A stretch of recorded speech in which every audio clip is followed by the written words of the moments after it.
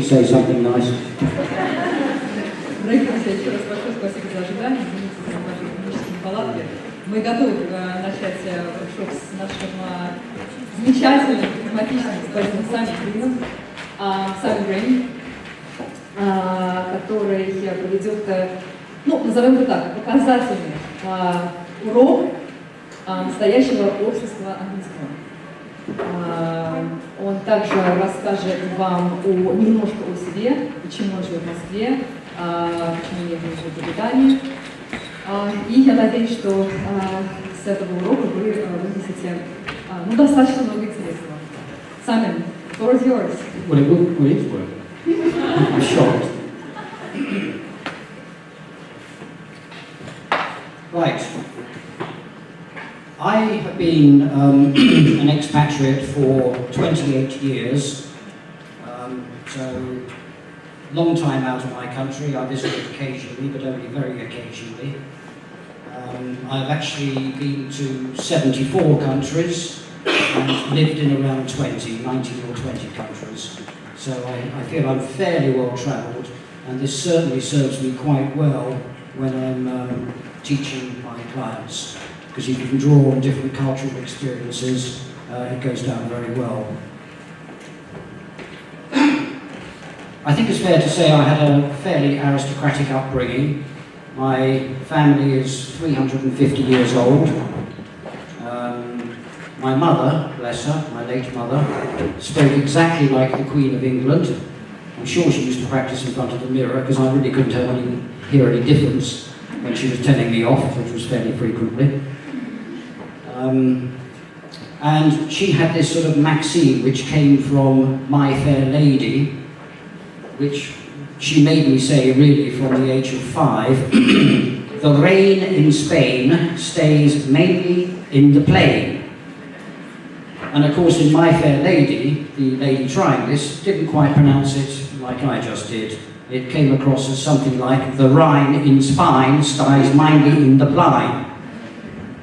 And actually, we had a very similar advertisement for Heineken many, many years ago.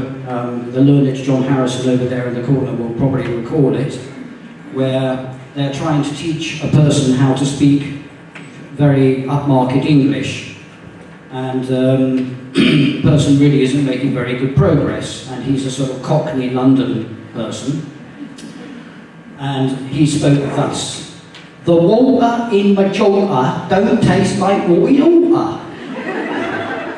But then he took a few sips of Heineken, well, probably a few pints, and then suddenly there was a startling metamorphosis. The water in Mallorca really doesn't taste like it ought to. Whereupon the guy was so shocked, who had been coaching him, suddenly reverted to Cockney speak. He's cracked it, he's only bleeding cracked it, which means he'd solved it. So yes. I was educated at King's School, Canterbury, one of the finer schools in England, and we were taught very much how to speak the Queen's English, proper pronunciations, everything like that. I was also a chorister in Canterbury Cathedral, so that also helped with one's diction to make decent pronunciations. And I've now been in Russia, here in your lovely country, for over 15 years. My Russian, sadly, is pretty appalling. I've been lazy, there are no excuses.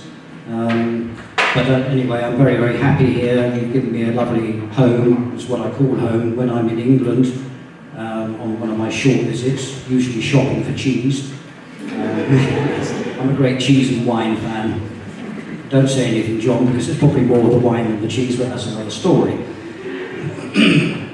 And when it's on my last night, I will always say to people, I'm going home. Oh, will we see you tomorrow? I said, no, I'm going home, back to the motherland. And they're always very, very shocked. So I consider your country as my home, very kind and very hospitable, and I've got a lot of Russian friends. I'm very, very happy here. So, with that done, where's Lupa gone? She's over there. Right. We go on to the next bit, which I promised you in my little conversation. is some typical English speak. Wait a minute. And I've got a few examples here, but this is really, oh my goodness gracious me. You sure we're in the right room? This is really what's the British say, what's the British mean, and what a foreigner thinks we mean. And as you can predict, they are entirely different things.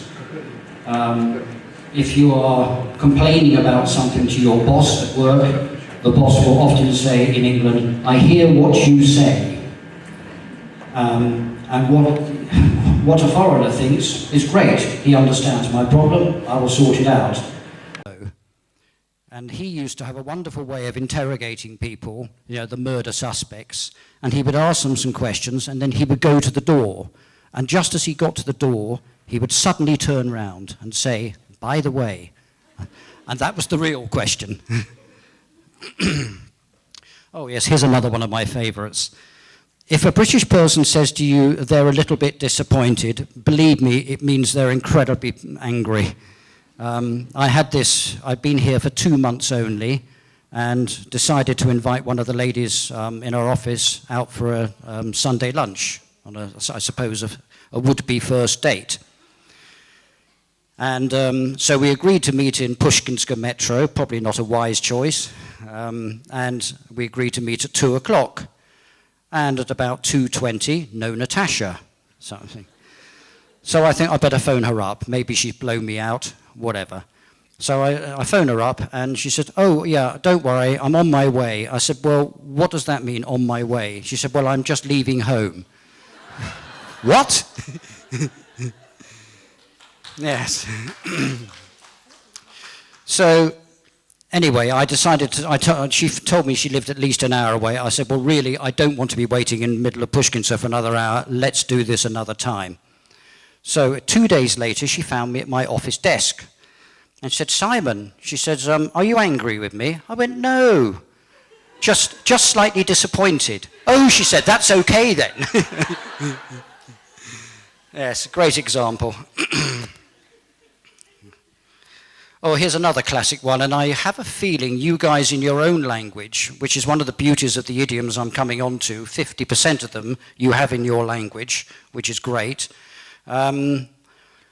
Yes, when we're standing in like a supermarket queue and we've checked out and everything, quite often in a small town, you will bump into somebody you know, and you will blah, blah, blah for 5 minutes, and at the end of it, one of you will say, oh, you must come for dinner. This is not an invitation.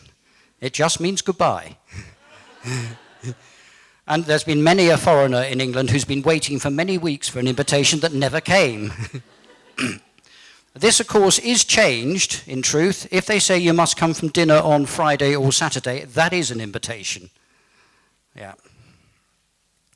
And then if your boss says to you, I have only a few minor comments, it means it's absolutely terrible. Rip it up and start again. So anyway, there was another classic one I've got written down here. A New York-based lady who had a British father and an American mother.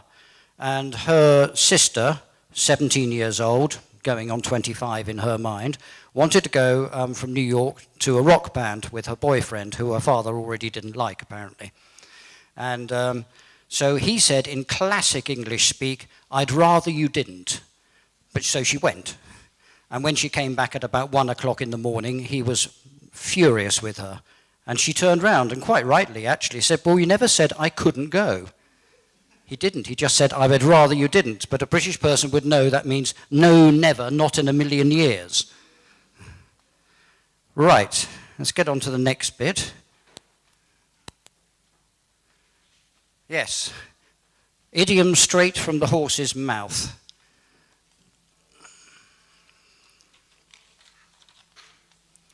So I've got some written down here.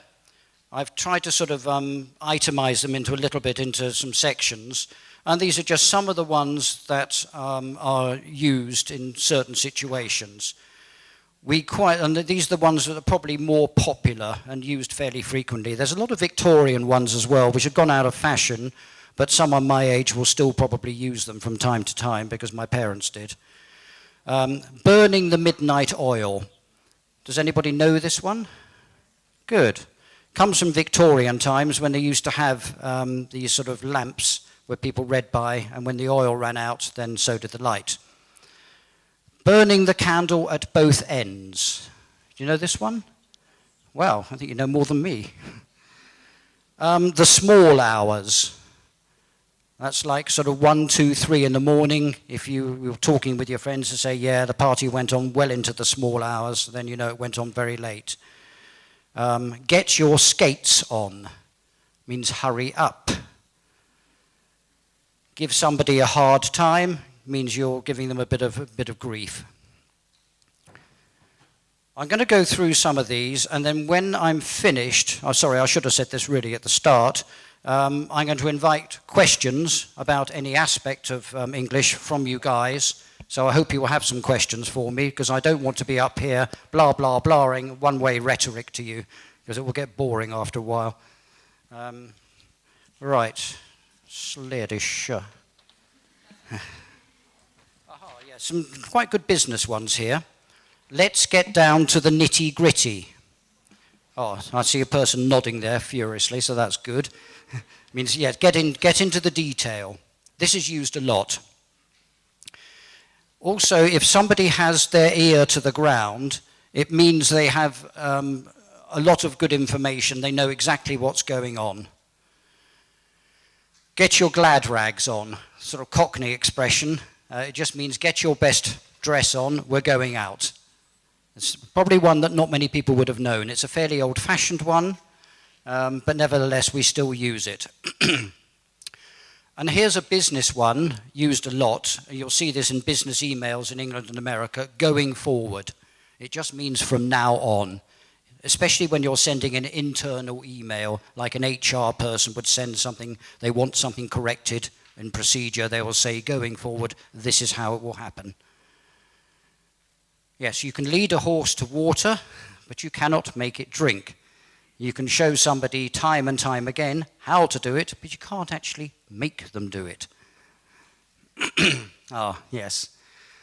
These are 3 variants of businesses or relationships that are going in the wrong direction. It's going south. Very popular one nowadays. The compass pointing down. It just means the relationship is going downwards rapidly.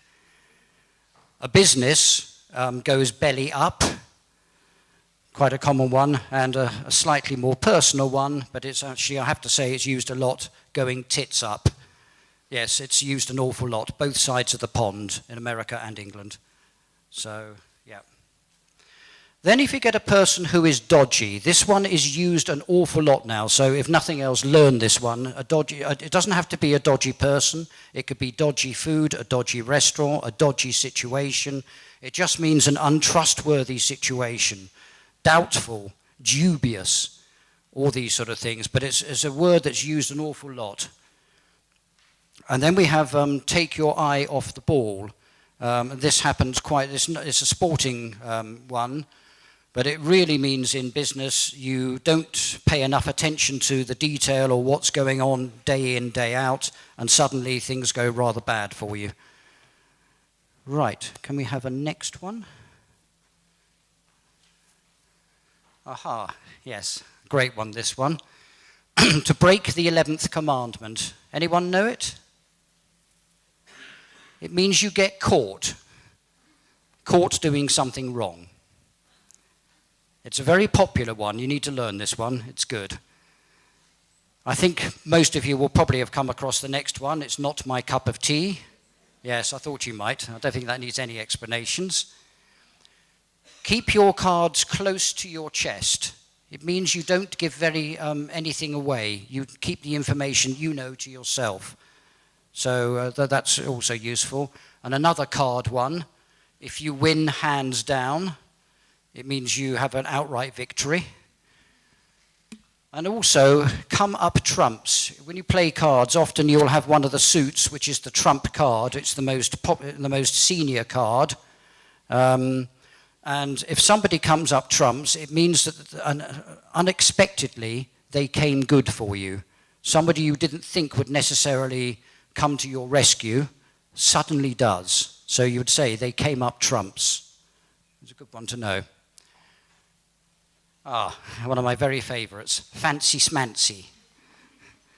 If you can use it talking about restaurants, you can use it talking about the way somebody dresses. It just means upmarket, but it's used an awful lot. So please take that one on board, fancy smancy. Another one which is very modern, and I don't know how many of you here would know it, is thanks for the heads up, or could you give me the heads up? It means please give me warning or advance information so that I'm prepared for something. It's a very, very popular one. Somebody having the life of Riley means they're having an absolutely wonderful time. Old-fashioned, but we still use it an awful lot. Here's another one. It's the $64,000 question. And a lot of my Russian clients say, well, why don't they say it's the $1 million question? Exactly. But this comes to a game show. I think it was like in the States in the 1970s. And it's like Who Wants to Be a Millionaire that came from Britain that you have on your television. That's exactly what it is, the $64,000 question. It's the big question. Okay, can we have another one? Yes, various other ones. This top one is a huge one. And I've been amazed at how many advanced clients I have do not know this one. It's a no-brainer. Have any of you come across this? Right, good. Well, for those who haven't, what it means is something is such an easy decision to make, you don't have to think about it. But it's a very popular modern one.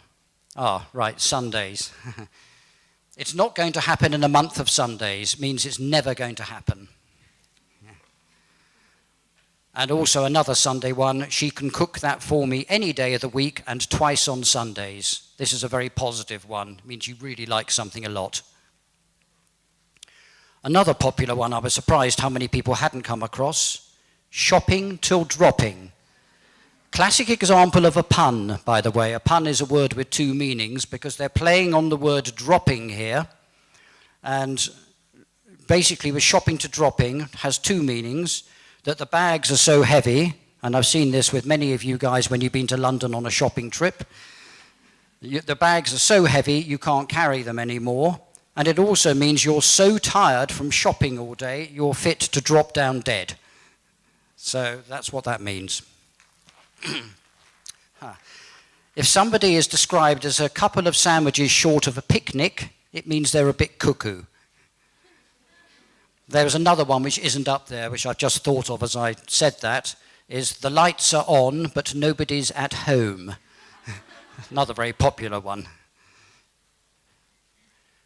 Here's a good one as well. If somebody loses the plot, it means they have lost their way, they've lost their direction completely. But also, it could also come that you'd say they've lost it, or he lost it. It means he lost his temper, went completely crazy for a few minutes. And if something is done and dusted, it means it's finished completely. Often in England, someone will say, have you done it? You go, yep, done and dusted. Next, please. Some foreign ones. A lot of these are actually, even though they're written in a different language, mainly French and Latin, but these are used on an international circuit, so they're worth knowing. En passant means while passing. You will probably see the second one on a lot of formal invitations. If you're lucky enough to get invited to a black tie event or some formal dinner, you will see Répondez s'il vous plaît, RSVP. That's a good one to know. Ad infinitum. It means forever and ever, going on and on. You could say that she was talking ad infinitum, no let up. A fait accompli. Has anyone come across this one? Yeah, well done. It's a done deal. It's something that's already happened or been decided before the subject came up. Crème de la crème means really what you see, the cream of the cream, the very top.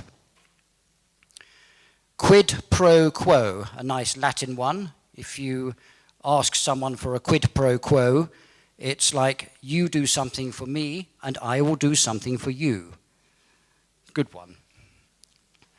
Kudos, Greek one, means praise. Here's a lovely French one, and it's still used quite a lot. Plus ça chose, plus c'est la même chose. Sorry, yes, plus c'est la même chose. The more it changes, it means the more it is the same thing. Yes, a couple of Dutch ones here. Dutch courage. This is one that I don't think you guys would have come across very much. In fact, I'm just smiling slightly thinking of that at my editor friend John Harrison in the corner there, because I did ask him just now, have you got a drink for Dutch courage before I start this conversation? Sadly, he declined. But that's what it means. And if you go Dutch, and this is something, again, there's a little culture difference between our two countries here. If a man here asks a Russian lady out on a date, the man is expected to pay. This does not happen in England necessarily, although admittedly I'm fairly old-fashioned and I've been brought up that if I ask a lady out, I should be expected to pay. Nowadays, though, the lady in question will say, let's go Dutch. It means let's split the bill 50-50. Good one to know. Oh, yes. And it's not over till the fat lady sings, which, yes, it comes from opera times, when it was the final, after especially a very, very long opera, after all the actions happened, the lady will sing the very final song, which is usually, when you say it's not over till the fat lady sings, it means never give up, there's still a chance. But then when the fat lady starts singing, the party's over. Can we have the next one? Or is that it? Yes, I just thought I'd better demonstrate a little bit of British humour, a very quick couple of lines. This was a true story. Bernard Shaw and the great Sir Winston Churchill were great friends in real life, and they were very good verbal sparring partners. They were always teasing each other, playing jokes on each other. Nevertheless, Bernard Shaw was, this is very true, was opening with his new play in the West End, Pygmalion, very famous play. And he decided to send out invitations to all the high society of London. One such invitation landed on Sir Winston's desk, and he opened it up at breakfast time, and it said, Winston, please come to the opening night of my new play in the West End of London, Pygmalion. Bring a friend, dash, if you have one. Winston Churchill, not to be outdone, replied, Dear Bernard, thank you so much for your kind invitation. Unfortunately, I have a prior engagement on the night in question. However, I would love to come to the second night, dash, if there is one. Right, I think with that, I'm ready to, yes, that's me. So anybody wants contact details, I do a lot of private teaching, so there it is. I'm very happy now, which I think is more important rather than listening to my dulcet tones. You've probably had enough of them already. So please, if you're brave, start asking me some questions. I know this lady here had a very good question, so I'll tell you what, you can speak into the microphone. I can actually, it's okay, I can, yeah. Do you want to do it? Sure. And I'll just stand here and make a nuisance of myself. So my name is Marina Kladova, Skyeng Academic Director. So I have two questions basically for you. My first question concerns how do you pick up these idioms? I mean, so how many of them are more frequent? So, I mean, do you choose them based on the frequency and corpus linguistic or just some other principles? And the second question is, knowing the idiom isn't enough. I mean, so what other piece of information do you give? Do you give the register, the usage, I mean, any background, the origin of the idiom? Because the problem, just for me as a language learner is that I know a lot of idioms, but when my learners ask me, can I use it in this situation? Is it formal, informal? Just... It's a very good question. Yeah, 2 questions for me. Yes, please answer the question. I will try and answer this question for Simon, because Simon is my good friend. And I have to tell you, on the record, that Simon's English is full of these idioms. This is not something he just randomly picked and selected for this particular class. No, he uses them very, very often. Don't you, Simon? Sadly, yes. I'm sorry, you No. go ahead and please answer her question, because it's a really good one. That's all I wanted to say, just a comment. She hasn't answered my question. No, I know. Well, I'm going to answer the question. Idioms, 2 things to know about them. 1, they cannot be changed. The word order cannot be changed, or the words cannot be changed. To answer your question, I would suggest that you don't need to use too many idioms. Probably if you learn about half a dozen of them and then adapt them, you've seen some prime ones up there, then just adapt them to the situation. And that will come with practice. But this much I will tell you, is if you're in England or a foreigner, an Englishman or an American, say, comes here to Russia on business, and you suddenly come out with one of these idioms just in conversation, please believe me, they will be incredibly impressed. And they will know that your level of English is high. And there's big credibility there. So you do not have to be using idioms every 5 seconds, because it's not necessary. But if you just have 1 or 2 up your sleeve, and then when necessary, come out with them, please believe me, it'll be really impressive. Does that half answer the question? Not really.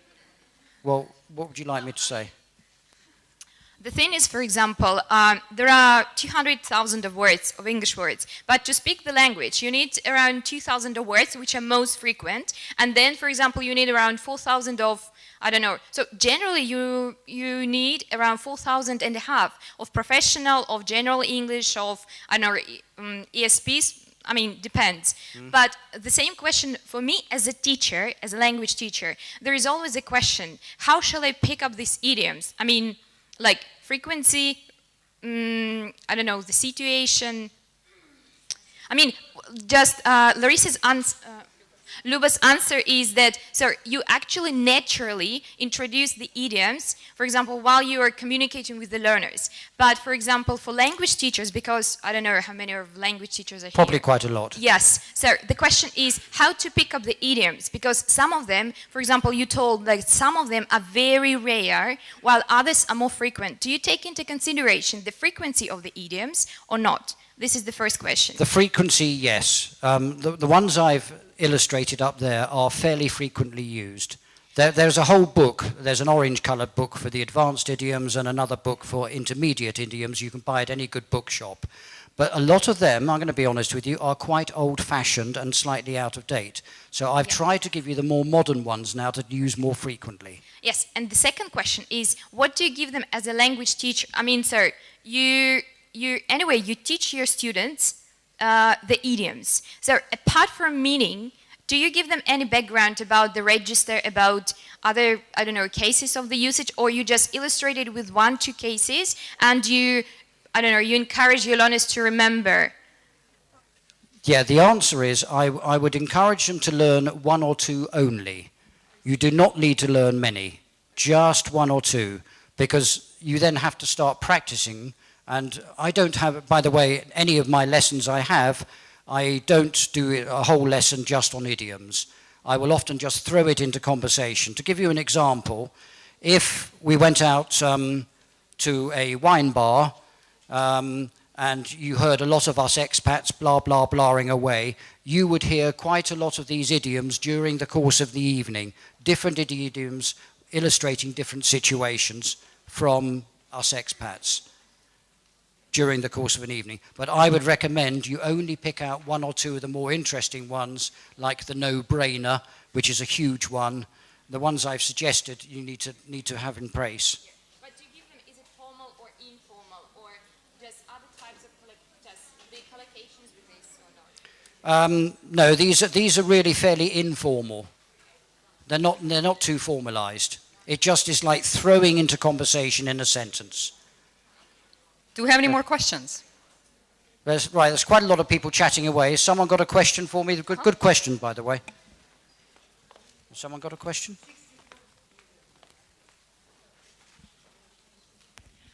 First of all, thank you for your lecture. It was really awesome. I'm a student, and as a person who speaks a perfect British accent, I mean English, how do you treat those who speak with American one? Thank you. Well, I've got a lot of American friends. One of them standing right next to me. So the American language and the British language are 95% the same, actually. There are 5% differences in words, pavement, sidewalk, these lorry, truck, these sort of things. In general, Americans speak extremely good English, okay, albeit with a different accent, but so what? Okay. Any other questions, anyone? I can't believe no one else has any more questions. Hold on. Try to reach you. There is somebody.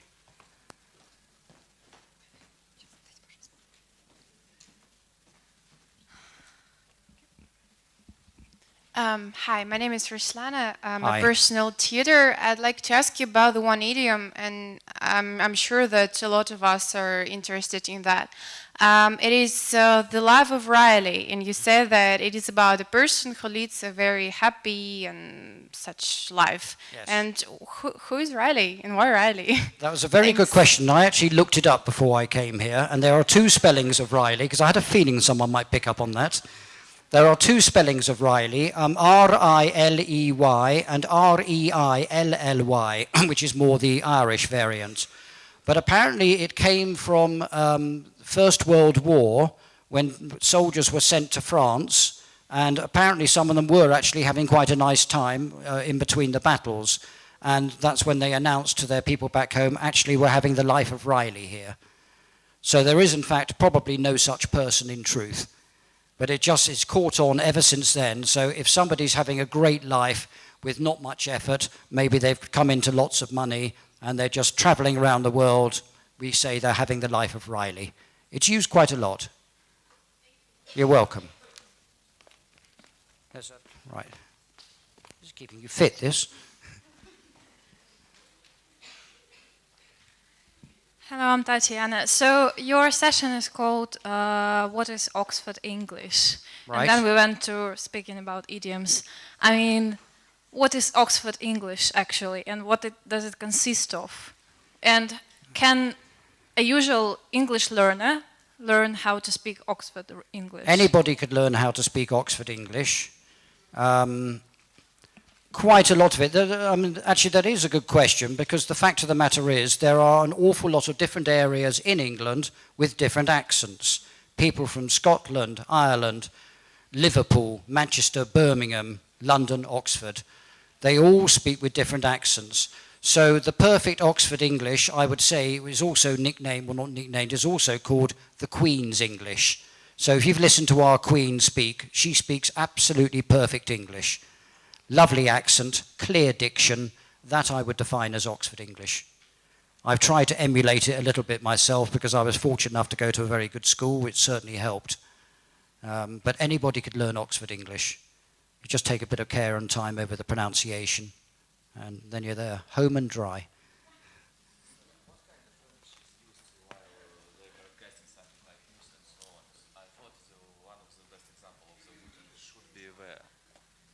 Sorry, can you say that question again? Yes, sorry. And my question was, I thought one of the greatest examples, at least in Russian language, it's while we see some shows or like news on the TV, where one of the greatest examples of the good language. Is it the same with the English? And do you have one standard for TV for news? It's actually, yeah, that's changed a lot. In my childhood, I would say it's fair to say with the BBC, with their newsreaders, all of them without fail would have probably gone to private school, spoke with a very nice accent. Nowadays that's completely changed. It doesn't matter where you're educated, so long as you speak clearly and with not too strong an accent, then you'll be fine to do reading the news. They're not strict anymore like they were. 40 years ago, yeah, you had to have had a private education to have any chance to be a good newsreader. Welcome. Hello. Hello. Again. Well, yeah, again. And I would like to ask you about some idioms which are popular among Russian people. You have an experience to meet Russian people. Which idioms they use mostly often? English idioms, of course. Yes, yes. Actually, it's probably the last thing that a Russian good upper intermediate advanced speaker will come across. I hear them now from some of my clients who I've taught, some of the very good ones who have learned English themselves, either by living in England or America, then coming back here, will have learned things like a no-brainer and stuff. The shopping till dropping, if they're a lady, they would definitely have learned. So there are probably about a dozen of that list that they would use, but no more. This is something that is probably the final thing to learn, but it is nonetheless still quite a big part of the English language. You know, we use, I know you guys also play on words a lot, which I wouldn't understand, but I know you guys have it. We do as well. And you have your idioms, 50% of which are the same in your language as in ours, not with the same words, of course. But it's the last thing probably somebody will learn because you've got the ultimate confidence then. Yeah. Well, there's a couple of hands over there. Keep trotting. Okay, where are the hands? Okay, there we go. Good evening. Good evening. My name is Maria, and I'm interested in the idiom, it's raining cats and dogs. Right, interesting one because nobody says it anymore. It's a sort of 1940s, 50s idiom that was used a lot. My parents used it a lot, but now they usually say something else, and it's a bit rude. What do they say in this case? Well, it's a bit ruder, but I will tell you anyway because you might as well know because you're going to hear it. It's pissing down. But you don't really say so. Oh God, yes. Thank you. Это правда.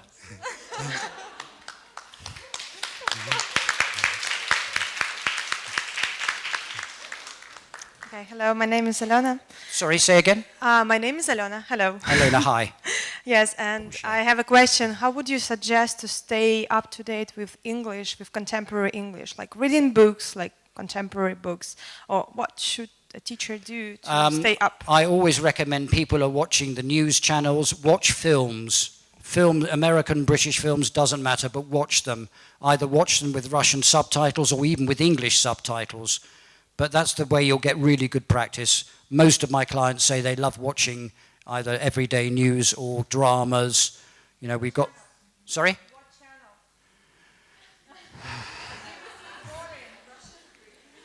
Russia Today. Sputnik, Mr. Harrison. Yes, there's a channel called Sputnik here. I'm actually smiling slightly at that because one of my very good friends, Jason, is now the newsreader for Sputnik, and he's got an incredibly strong Yorkshire accent. I can't understand him, so I don't know how you guys do. You're welcome. Hello. Hello. Thank you very much for an interesting information. My name is Katya, and I have a question. What are the most common mistakes in English pronunciation among Russian students and Russian speakers? Probably, from what my experience, is when they put in prepositions when they're not needed, like the, or don't say them when they are. Because this is something that's different in your language compared to our language, and this is probably something that Russians find, not just Russians, probably other foreigners as well, they find quite difficult.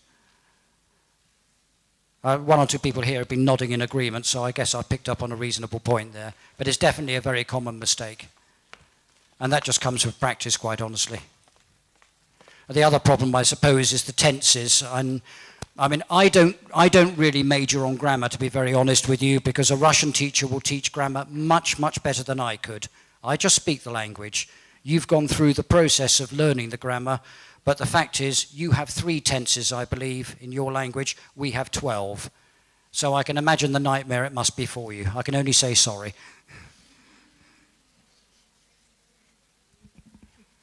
Hello. Hello. My name is Kate. Thank you for the very interesting lecture. You're very welcome. And going back to the Queen's English, my question is, yes, we can learn it, but do we actually need to learn it? Absolutely not. Okay.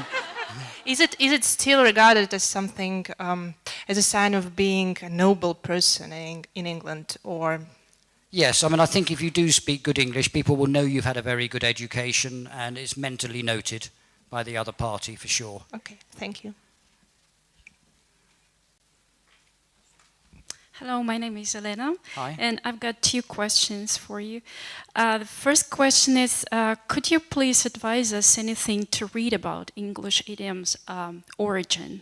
So where do they come from, and how, maybe something cultural aspects, or maybe something from movies, from history, because it's much better to learn them if you know where they come from. Can you advise anything? Any books or internet resources? The idiom books I've bought, which are available in any bookshop, they don't often give the origins. Sometimes they do. Otherwise, I would suggest I can't find it. I've been to London several times, and I can't find it even in London bookshops. So maybe if you are an expert in that, maybe you can advise us something. Well, I'm not an expert in it. Okay. And can I the second question? Right. Okay. Well, my learned friend John here. So actually, John, can you answer the question for the lady? Hi. I'm an editor of a website called RussiaKnowledge.com. And there will be Russian knowledge, not English? Russian knowledge, as in one word, RussiaKnowledge.com, and there will be a long article coming up the next couple of days on English idioms. Okay, thank you. And can I?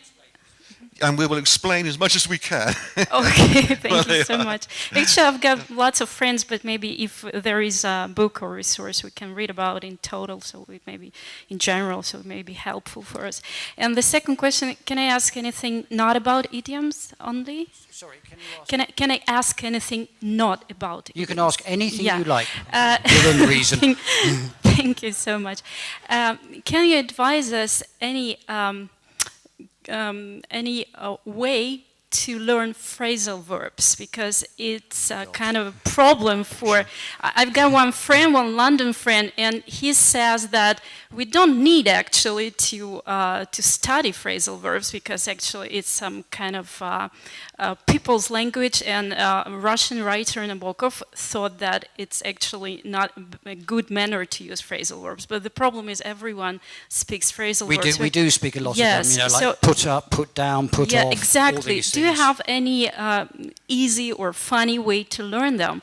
There are many books about phrasal verbs. Yes. It's a problem for Russian people. Yeah, it is difficult, and from my experience teaching people, I would suggest a lot of it just comes from practice. You speak a good level of English, so yeah. But for other people, it's a difficult concept. And it really does come from hard graft, that one. It is practice. And you do have to know a few phrasal verbs, there's no question about it. Is there an easy, funny way to learn them? Not that I know. Sorry, it's not the answer you probably want, but there's no easy way on that.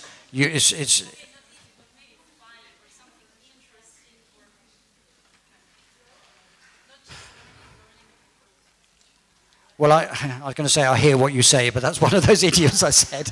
That's probably an unwise one. Really, I don't know of any shortcut on that. It's like these irregular verbs that nobody likes learning, but you simply have to. Sorry, I can't sort of give you a magical sort of wave the magic wand and it's there. It's not easy. I'm afraid this is all the time we have for this workshop. Right. As for the last question, you will actually find the answer in during the next workshop with Marie Staroverova, who will... Fantastic. Thank you very... Oh, I love you. Thank you so much. Brilliant. You saved my life.